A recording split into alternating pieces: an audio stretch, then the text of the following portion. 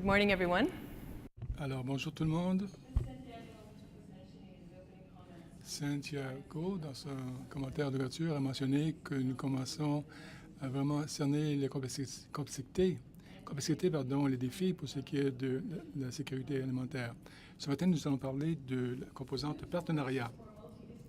Alors que nous allons vers des tendances et des approches plus interdisciplinaires dans la recherche, il y a une tendance majeure au cours des dernières décennies. La reconnaissance croissante de travailler non seulement entre les disciplines, mais aussi entre les secteurs.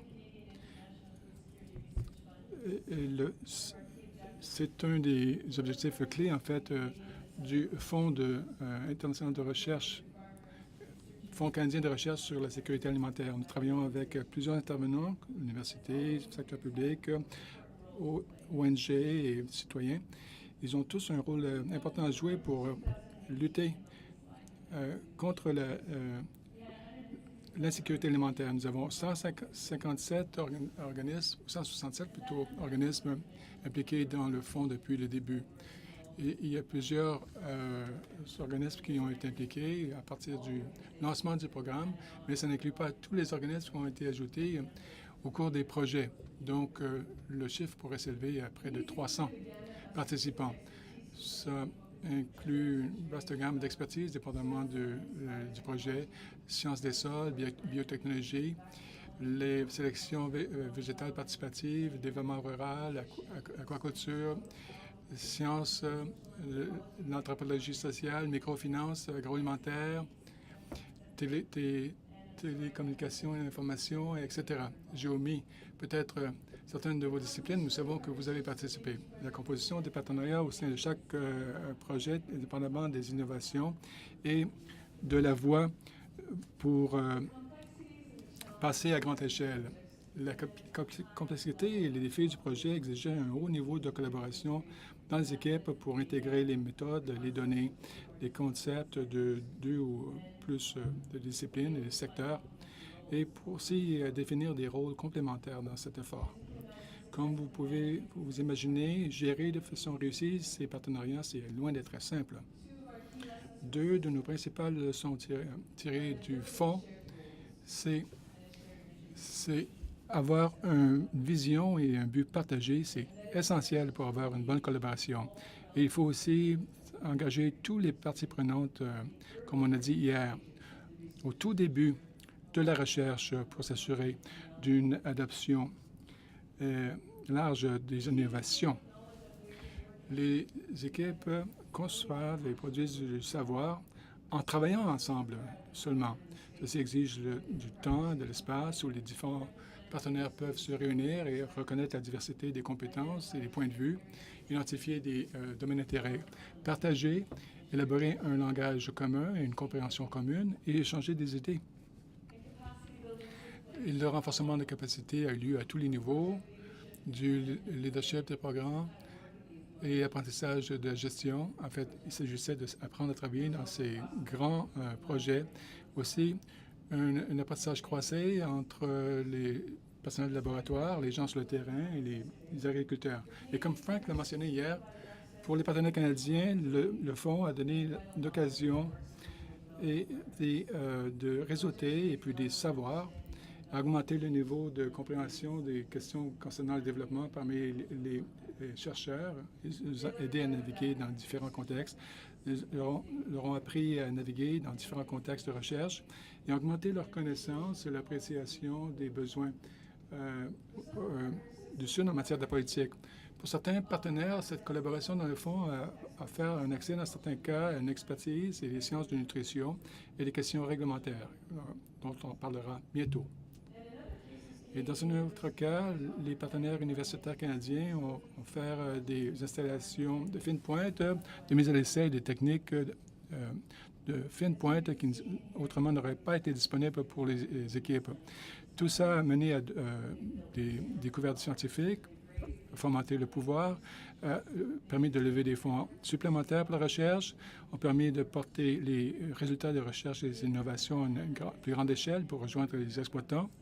Et comme on a dit hier et comme on le répétera aujourd'hui, la capacité étudiante accrue à la fois au Canada et les chercheurs indiens. 60% des étudiants impliqués étaient des femmes. Plus de 300 étudiants de Suède et 10 d'autres pays, surtout européens. 20 sur les 39 pays ont levé 40 millions de dollars supplémentaires pour mener les recherches d'activité. Et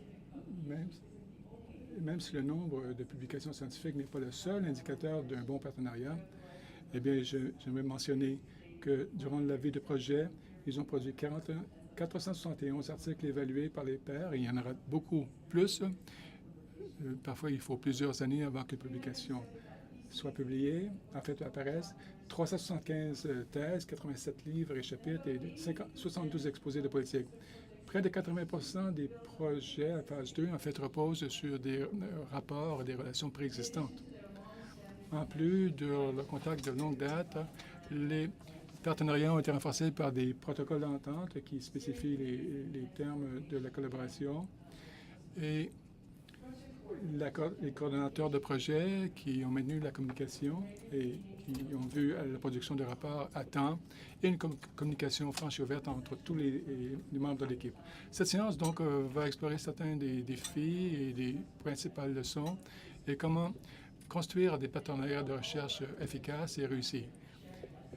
Alors, même si tous les projets, en fait, pourraient offrir des leçons, on a le temps seulement pour présenter 3 ou introduire 3.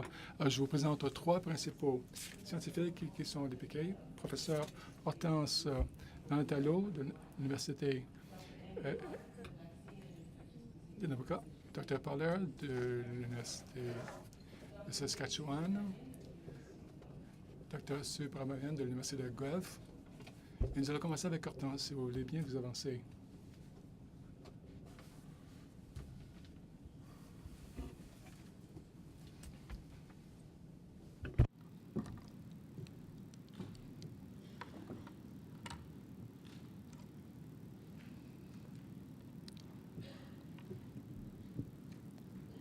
Mesdames et messieurs, bonjour. J'ai l'honneur de vous présenter ce matin le projet sur la lutte contre les jaunissements mortels du cocotier en Côte d'Ivoire. Je vais vous présenter rapidement le contexte. De quoi s'agit-il? Nous sommes dans la zone de Grand Laou, située sur le littoral en Côte d'Ivoire, une zone où la population consomme du manioc comme nourriture de base, mais où les revenus sont tirés du cocotier. Depuis plus d'une décennie, il y a un fléau qui sévit dans cette région et les cocotiers meurent.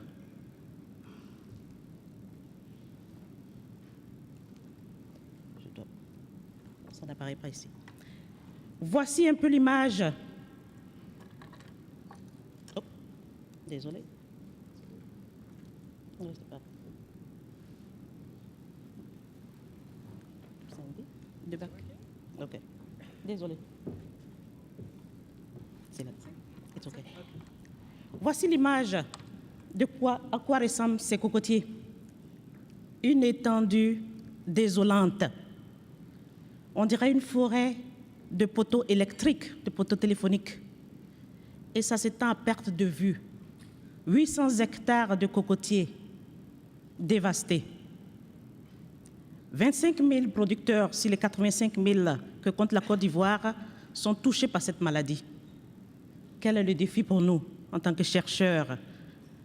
C'est de savoir qu'est-ce qui tue les cocotiers dans cette région de la Côte d'Ivoire et quelles solutions on peut trouver pour lutter contre ces fléaux. Pour cela, il nous fallait trouver des solutions.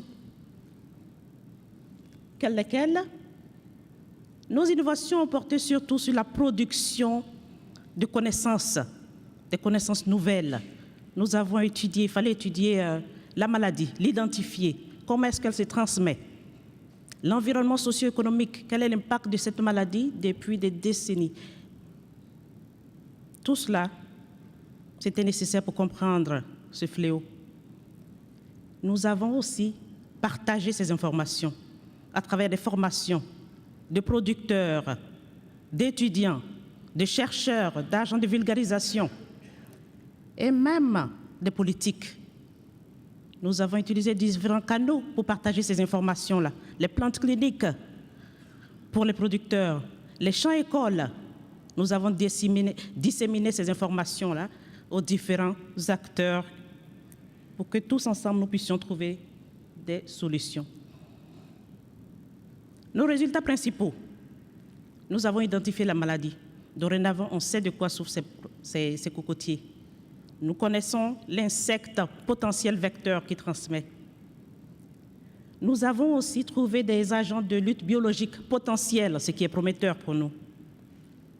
Nous avons formé 2700 producteurs et agents de vulgarisation pour qu'ils puissent identifier et aussi contrôler cette maladie. Et en dernier lieu, nous avons aidé les femmes à se mettre en groupe, ce qui était la première fois dans cette zone-là, pour qu'elles puissent commencer à produire du manioc, la nourriture de base, mais en même temps se faire un peu d'argent. Mais malheureusement, à la fin du projet, nous avons trouvé que la même maladie du cocotier attaque aussi le manioc. J'espère que c'est bon. Quelles sont les leçons que nous avons apprises? Pour pouvoir faire ce travail, il faut une recherche collaborative.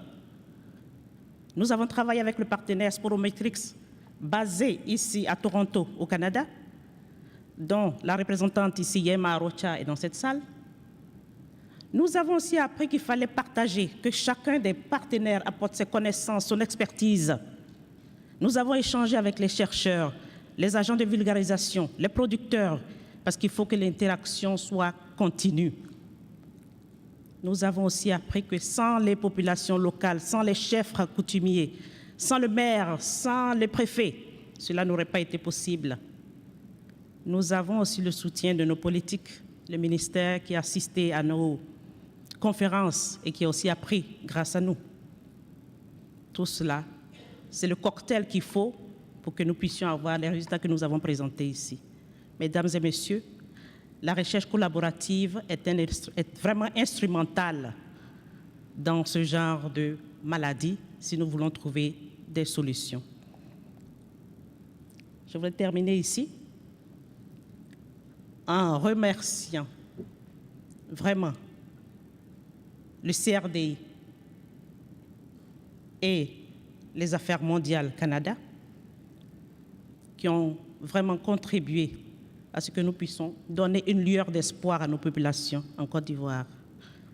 Ladies and gentlemen, with that. Là-dessus, j'aimerais vous remercier de votre attention. Merci beaucoup. Merci.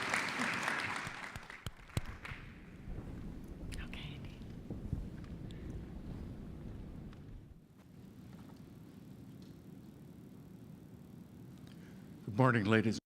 Bonjour, mesdames et messieurs. Je suis ici pour vous parler du deuxième projet de vaccin.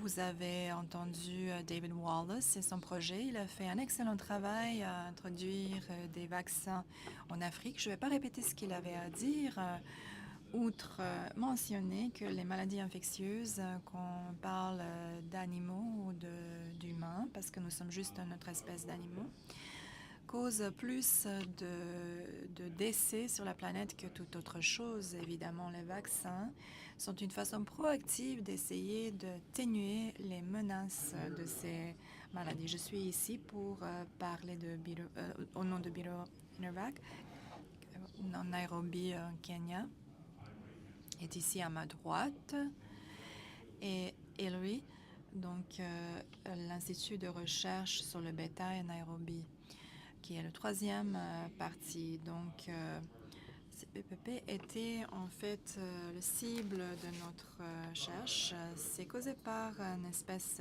de bactérie. C'est un petit peu différent de ce que David a mentionné hier. Et c'est une maladie importante en Afrique. Elle peut causer jusqu'à $1 milliard en pertes économiques. Les ouvrages examinés par les pairs ont parlé de ces pertes. Je pense qu'il y a à peu près 250 millions en dollars canadiens. Et nous avons des vaccins qui ont fonctionné ailleurs dans le monde. C'était une maladie mondiale, on l'a eu au Canada, mais elle était éradiquée par la vaccination. Malheureusement, les vaccins qui sont disponibles sont vivants. C'est une bactérie. Donc, il y a beaucoup de problèmes qui la rendent incompatible avec le contrôle en Afrique. Tout d'abord, c'est la stabilité thermique. Vous avez besoin d'une chaîne froide pour que ça fonctionne. Et ensuite, ça cause des réactions en tissu chez les animaux qui sont vaccinés. Donc, ce n'est pas une bonne chose. Et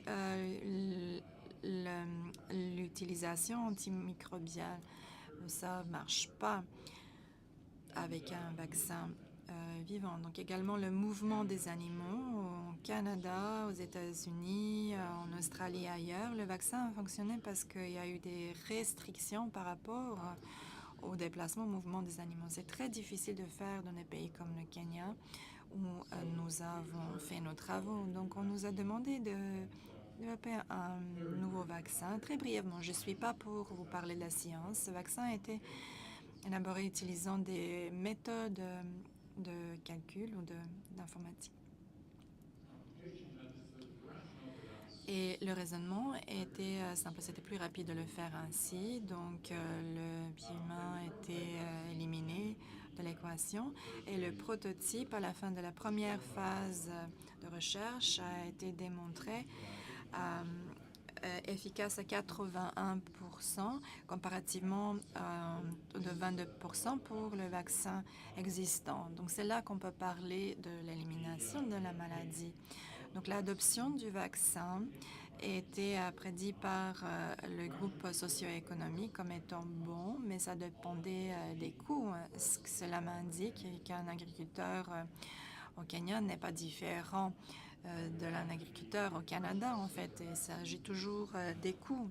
Je rajouterai que le coût est en fait en bas de 1 cent pour ce vaccin, donc c'est vraiment pas cher. Et le passage à plus grande échelle par Kankeviapi a commencé et ça a fonctionné assez bien.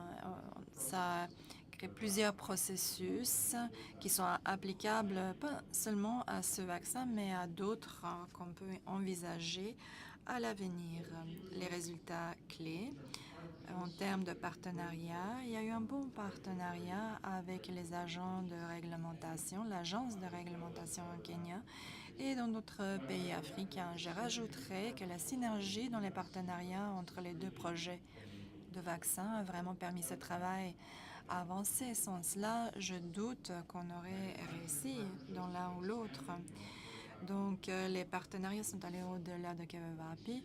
Ça comprend au moins 2 compagnies au Maroc et l'autre qui est une filiale de compagnie européenne. On pense que le rendement serait de 20 à 1 et c'est vraiment génial parce que c'est l'agriculteur qui va en bénéficier. S'il pourrait tout refaire, qu'est-ce qu'on ferait différemment?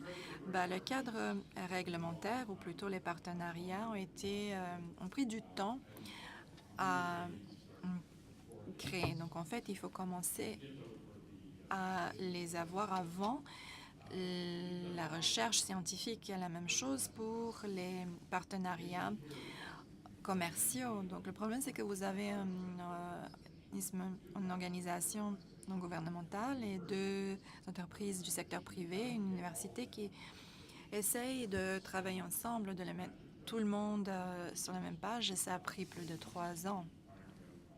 Ça doit être tout fait à l'avance. Et je pense que les CRDI, différents faits d'éradication est un terme qu'on aime. Cette bactérie, on ne peut pas l'éradiquer. On peut l'éliminer, on peut contrôler la maladie, mais ça ne va pas être éradiqué. C'est important parce que ça a une influence sur notre façon de travailler et je vais m'arrêter là-dessus.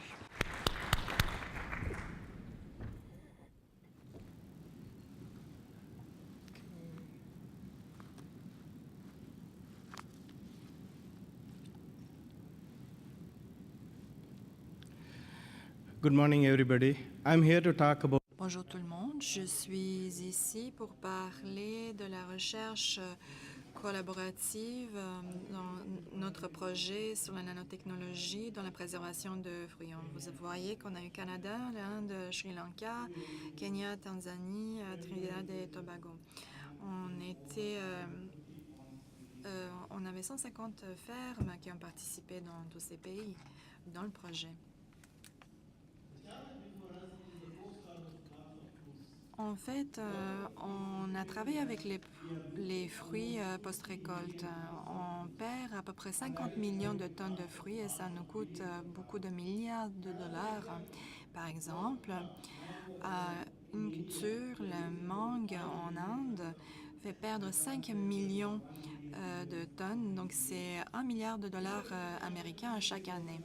Même si on avait 20%, c'est 50 millions de dollars qui peuvent être utilisés, évidemment, et tout le monde aimerait bien en bénéficier. Donc, pour les solutions, l'innovation que nous avons proposée, c'est Lexanal, un produit naturel qui se trouve dans chaque fruit et légume, et nous avons tous consommé. Si vous avez mâché une gomme à mâcher, c'est là-dedans. C'est en fait c'est un agent naturel pour donner des saveurs. Il y a une méthode qui ne s'applique peut-être pas à tous les agriculteurs, mais nous avons utilisé nanotechnologie dans notre approche pour livrer l'Lexanal à des différentes fermes. Ça peut être en fait, les fruits peuvent être imbibés ou ça peut être utilisé comme vapeur ou comme spray ou en bio-cire, ce qui est utilisé pour certains fruits. On peut utiliser la nanotechnologie pour emballer certains Donc, en fait, on met en fibres qui peuvent être mis dans le carton et dans l'expédition. En fait, ces fruits vont amener l'humidité qui est suffisante pour justement aller chercher l'excellent qui va le garder frais. Donc, une mangue qui vient de l'Inde, qui arrive au Canada, elle aurait toujours l'air fraîche, comme une orange sunkist. Aussi, nous avons ces petits sachets que nous avons conçus qui coûtent moins d'un cent par kilo. Alors, avec ça, vous pouvez augmenter, en fait, la durée de conservation, la fraîcheur d'un fruit pendant plus longtemps. Donc, les fruits traités, en fait, demeurent frais plus longtemps. La période de récolte, c'est entre 1 et 4 semaines, selon, bien sûr, les cultures et l'endroit, et une durée de conservation du fruit plus longue qui sont traités par l'hexanol. Dans le cas du mangue, ça prend au moins 3 semaines avant que la pourriture survienne. Dans les bananes, 6 semaines, etc. Et à cause de cette disponibilité accrue, il y a une plus grande stabilité des prix. Les producteurs obtiennent un meilleur prix pour les fruits, ce qui est assez rare, et les consommateurs, en fait, paient toujours un prix équitable. Vous n'allez pas payer presque rien un jour et puis un autre jour payer une somme exorbitante. Stabilité des prix. En plus aussi, 15% d'augmentation de l'emploi, surtout pour les femmes. En fait, pour les femmes, parce que ce sont elles qui sont employées dans l'emballage. Donc, elles augmentent leur augmentation de l'ordre de 15%. Bon, avant 2012, même, les chercheurs n'avaient jamais entendu le mot hexanol. En Inde, seulement, on a rejoint plus de 2600 ou 26 000 exploitants. En Inde, 12 074 petits exploitants. Bon, ça peut paraître modeste comme chiffre. Les questions d'ordre réglementaire, en fait, peuvent nuire, en fait, à l'augmentation de ces chiffres. Nous avons donc des règles pour chaque partenaire et tout le monde a des objectifs clairs. Certains pays, en fait, ne poursuivent pas certains objectifs parce qu'ils n'en ont pas besoin de faire ou ils n'ont pas la technologie voulue. Alors, c'est à nous, en fait, de faciliter la vie. La leçon apprise, en fait, la découverte canadienne de l'hexanol, en fait, fonctionne et est adaptée de plus en plus dans le Sud. Et une des raisons pour laquelle il y a certains obstacles, en fait, il y a différentes règles dans différents pays. Bon, il y a toujours des problèmes réglementaires dans les pays. Mais on doit se demander, est-ce que ce produit est salubre? Alors, on a mis ça à l'essai dans 9 niveaux trophiques qui est recommandé à l'international, et on a démontré que c'était salubre. Donc, en Inde et au Sri Lanka, dans les prochaines années, ce sera aussi au Canada et les agriculteurs pourront l'utiliser. Merci beaucoup. Gracias. Asante. Thank you.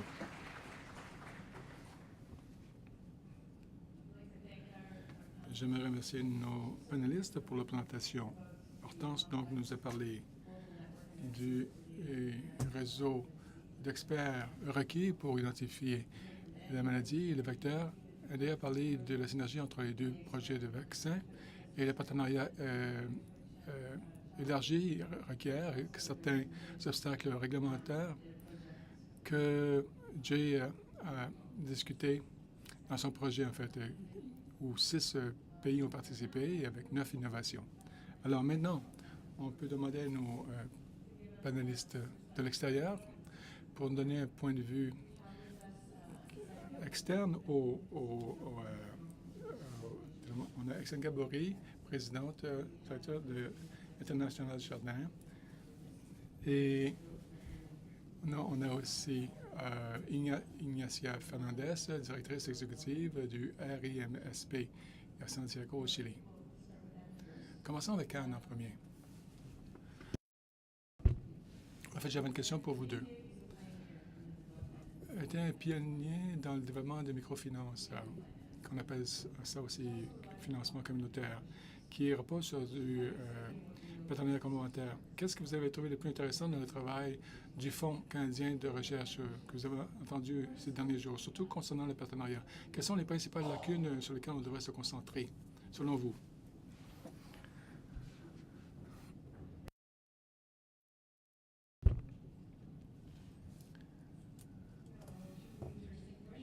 Deux questions intéressantes. Ces 3 projets, en fait, sont très intéressants. En tant que praticien, nous sommes vraiment impressionnés par l'incidence potentielle énorme de ces projets. Et par conséquent, nous nous préoccupons beaucoup de leur diffusion. Alors, qu'avons-nous appris de ces projets de partenariat? Le partenariat au stade de la recherche, en fait, est un concept assez vaste. Nous parlons de différents centres de recherche, différentes universités, différents pays, le Nord, le Sud. Donc, ça peut convoquer un grand nombre d'organisations. Et aussi, la nature du partenariat diffère passablement dans la phase recherche, comparément à la phase d'amplification à une échelle supérieure. Donc, il faut trouver une solution, il faut diffuser, disséminer. Donc, nous parlons d'une bonne combinaison de partenaires. Ça, c'est le premier point. Aussi, l'échéancier, le temps opportun, c'est très important. On a entendu qu'on devrait rejoindre le gouvernement plus tôt, peut-être même avant le projet, si un changement est nécessaire dans le cadre réglementaire. Aussi, on doit établir un rapport avec le secteur privé si on veut appuyer la commercialisation du produit. Donc, faire partie du groupe au bon moment, c'est aussi important. Troisièmement, on a entendu sur la relation entre les partenaires. Certains ont parlé de qualité de communication, souplesse, régie du groupe, gouvernance du groupe, souplesse, communication. Donc, la coordination, par conséquent, doit être gérée. Et donc, la coordination et l'échéancier, le temps opportun, en fait, sont des aspects essentiels pour l'efficacité du partenariat. Deuxième volet de la question, ce sont les lacunes principales auxquelles on doit s'attaquer. Alors, j'oserais parler des institutions financières. Vous connaissez, c'est les mauvais. Dans plusieurs projets de portée à une échelle supérieure, ce serait bien d'impliquer les institutions financières dans la combinaison. On devrait le faire très tôt, au niveau de la conception, et pas seulement à la fin pour négocier donc les taux d'intérêt. Les institutions financières doivent mieux comprendre les agriculteurs et doivent adapter leurs produits et services en conséquence, y compris des stratégies particulières pour rejoindre les femmes. Avoir accès à un prêt peut aider un exploitant à adopter une innovation. Et je ne parle pas de microcrédit, je parle de crédit tout court, crédit agricole. Là. Avoir accès à un prêt peut aider un exploitant à adopter une innovation. Mais ce n'est pas là le seul avantage. Si l'institution financière fait partie du projet, cela pourrait aider à aligner les intérêts économiques de tous les acteurs, les exploitants, leurs associations, les fournisseurs et les institutions financières. Et éventuellement, en fait, tout ça irait dans la chaîne de valeur. Et cela renforce la coordination du partenariat. Et si elles sont associées au projet, eh bien, les institutions financières ne peuvent pas être uniquement des collaborateurs, mais aussi des promoteurs d'un produit, d'un processus, d'une méthode particulière. Donc, les institutions financières peuvent jouer un rôle qui va bien au-delà de la fourniture de crédit. Bon, pour ce qui est des taux d'intérêt et des subsides, un intervenant a posé la question hier, qu'est-ce qui se passe lorsque un projet prend fin? Alors, nous pensons que le projet devrait subventionner des choses qu'on devrait maintenir une fois que le projet sera terminé. Donc, on devrait subventionner l'élaboration d'un partenariat entre tous les acteurs qui permettront d'amplifier à une échelle plus large. Et donc, les taux d'intérêt ne devraient pas être subventionnés. Oui, par contre, ils doivent être négociés, mais tout ça doit être viable pour les partenaires et pour les institutions financières. Lorsqu'on fait donc une analyse de rentabilité d'une innovation, nous devrions inclure dans l'équation les coûts réels. En fait, les exploitants devraient aussi apprendre à gérer un prêt composé avec une institution financière et penser en termes d'investissement, même s'il s'agit d'un petit investissement. En fait, c'est clé pour le progrès de leur entreprise. Si tous les projets subventionneraient tout, nous n'aiderions pas les exploitants à prendre des stratégies financières. Donc, nous devons solutionner ce problème. Et la meilleure façon, à mon avis, c'est d'impliquer les institutions financières dans les partenariats et de voir quelle est la meilleure façon de travailler avec eux pour appuyer l'évolution du secteur agricole via l'innovation. Merci beaucoup.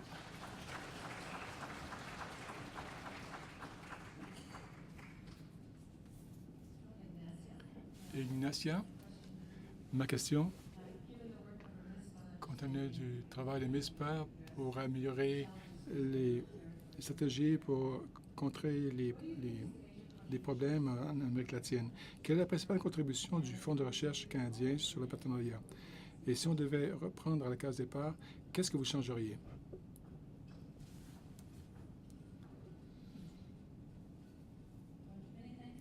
Alors, merci beaucoup, Wendy. Bonjour tout le monde.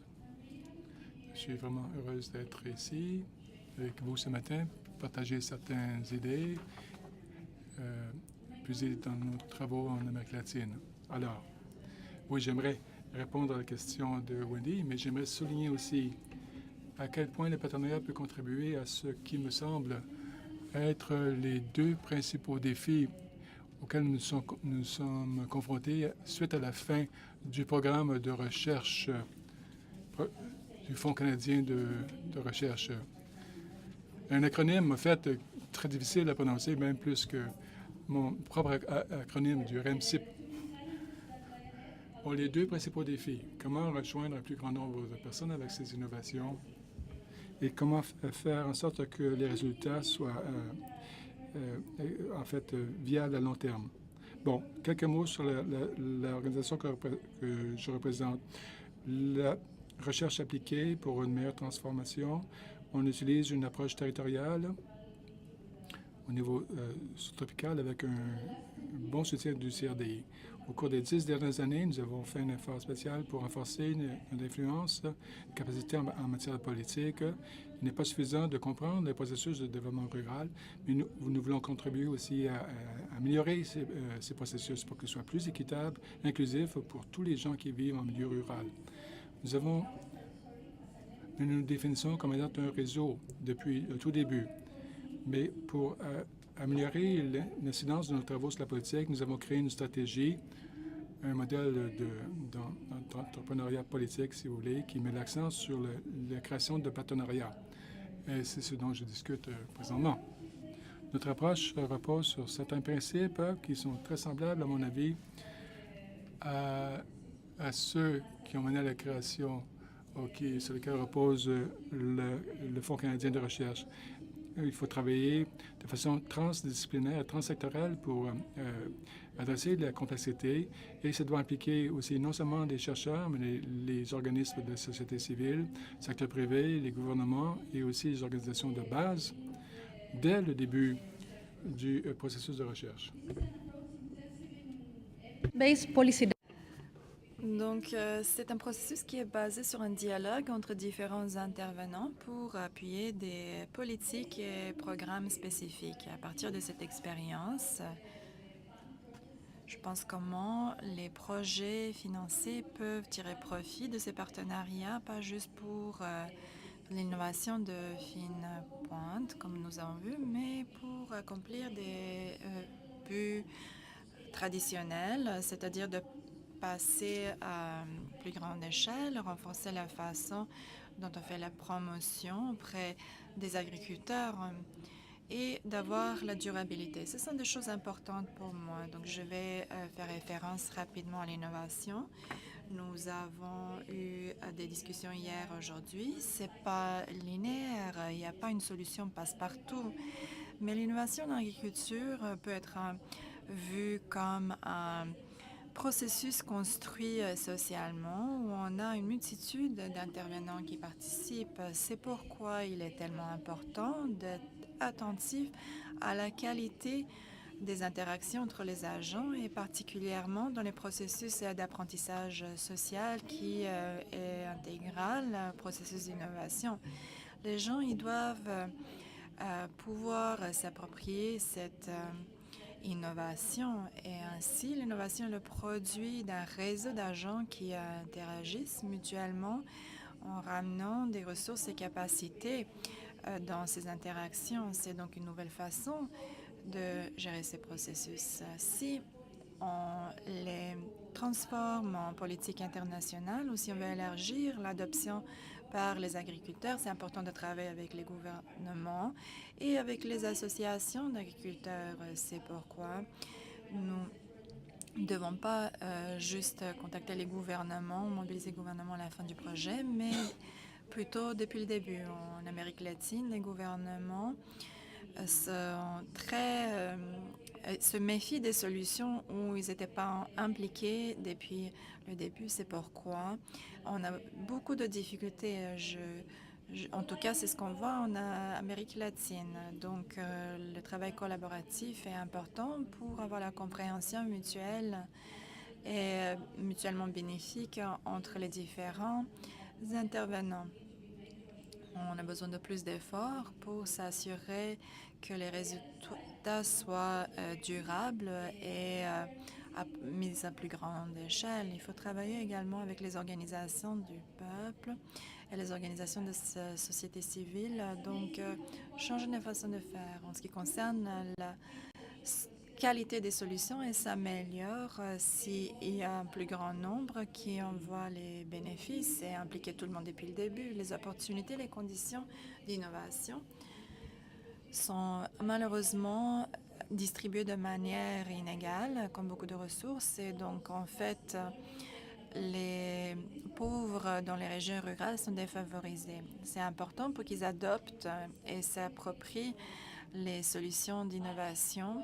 C'est ainsi qu'on va voir la durabilité à plus long terme. Ce que les études nous démontrent, on ne peut pas travailler séparément. Il faut que les gouvernements travaillent ensemble avec les agriculteurs. Donc, c'est très important d'avoir un dialogue avec les deux parties prenantes, en même temps les gouvernements et les agriculteurs ou bien leurs organisations. Dans le processus qui est axé sur le dialogue, c'est ainsi qu'on va trouver les solutions à la fin. J'aimerais également souligner l'importance de surveiller le processus de formation et d'éducation. Nous avons besoin d'améliorer notre compréhension des processus d'apprentissage qui rendent les innovations et les solutions possibles de manière collaborative. Merci beaucoup. Great, thank you very much. Merci beaucoup à nos panélistes. Maintenant, on va passer à l'auditoire. Je pense qu'il nous reste à peu près 25 minutes encore une fois aujourd'hui. Donc, vos questions sont similaires à ce qu'on a déjà eu hier. Qu'est-ce qui est nouveau? Quelles sont les nouveautés, les innovations? Comment elles peuvent être appliquées? Quelles sont les lacunes? Et les prochaines étapes? Alors, vous avez une vingtaine de minutes. Je recommande aux gens de changer de table, comme on l'a proposé hier, parce que les discussions sont plus riches si vous changez de groupe. Alors, merci.